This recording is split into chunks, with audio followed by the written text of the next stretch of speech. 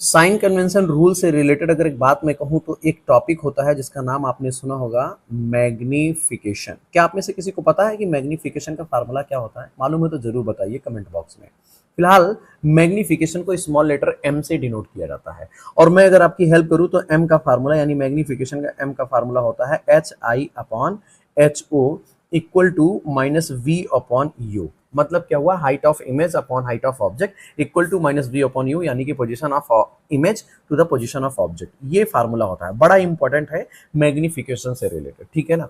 अब यहाँ पे एक बात ध्यान रखिएगा, एक नहीं एक्चुअली तीन तीन बातें हैं, तो तीनों बातों को आपको ध्यान में रखना होगा। तीन कंडीशन है मैग्निफिकेशन का। कंडीशन नंबर 1, अगर किसी न्यूमेरिकल में m इक्वल टू 1 दे दे तो इसका मतलब क्या होगा? इसका मतलब होता है same size of object and image. मतलब इमेज सेम साइज का बनेगा, इसका मतलब ये हुआ। ये कैसे हुआ? आप इस फार्मूले को देखो, m की वैल्यू कह रहा है कि 1 होगा, तो m की वैल्यू मेरे भाई कब 1 होगा? m की वैल्यू केवल एक कंडीशन में 1 होगा, जब ये hi की वैल्यू और ho की वैल्यू, ये दोनों वैल्यू आपस में बराबर हो जाए। और आपस में बराबर हो जाए मतलब height of image must be equal to height of object, तभी ये कैंसिल हो गए, तब वो 1 आएगा m की वैल्यू। तो वही तो मैंने लिखा है कि इफ m इक्वल टू 1, तो इसका क्या मतलब है? इसका सिर्फ एक मतलब है कि सेम साइज होगा, ऑब्जेक्ट और इमेज की साइज बराबर होगी। बात समझ में आ गया ना? सब कुछ इसी फार्मूले से लिख रहा हूं।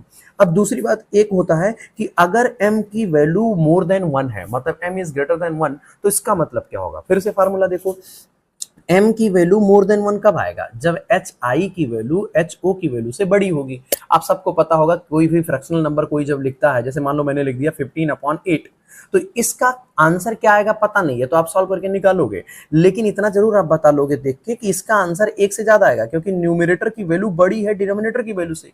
तो वही तो हमें यहाँ बस पता लगाना है ना कि m की वैल्यू मोर देन 1 है, तो इसका क्या मतलब होगा?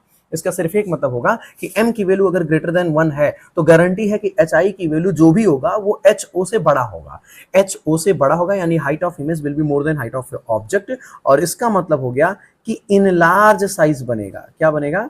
इन लार्ज साइज बनेगा। ये अपने दिमाग में सेट कर लीजिएगा मेरे भाई, ठीक है ना। तो आज की बात से कभी किसी न्यूमेरिकल में अगर मिले कि m इज ग्रेटर देन 1, तो आप समझ जाइएगा कि वहां पे image size in large size को बिलोंग कर रहा है as compare to object size. तीसरा कंडीशन है और लास्ट कंडीशन है कि m इज लेस देन 1। अगर कभी ये दिया हो कि m की वैल्यू 1 से कम है, तो उसका मतलब क्या होगा? फिर से यही फार्मूला देखिए, hi और ho का रेशियो अगर देखो तो अगर सॉल्व करोगे तो m आएगा। अब बताओ m की वैल्यू 1 से छोटी कब आएगी? फिर से आप फ्रैक्शन का हेल्प लीजिए। कभी मान लीजिए ऐसे फ्रैक्शन दिया हो जिसमें न्यूमरेटर छोटा हो और डिनोमिनेटर बड़ा हो, तो आप इसका आंसर क्या निकालोगे? ये तो सॉल्व करने के बाद पता ही चल जाएगा, करिएगा, लेकिन ये गारंटी है कि जो भी आंसर आएगा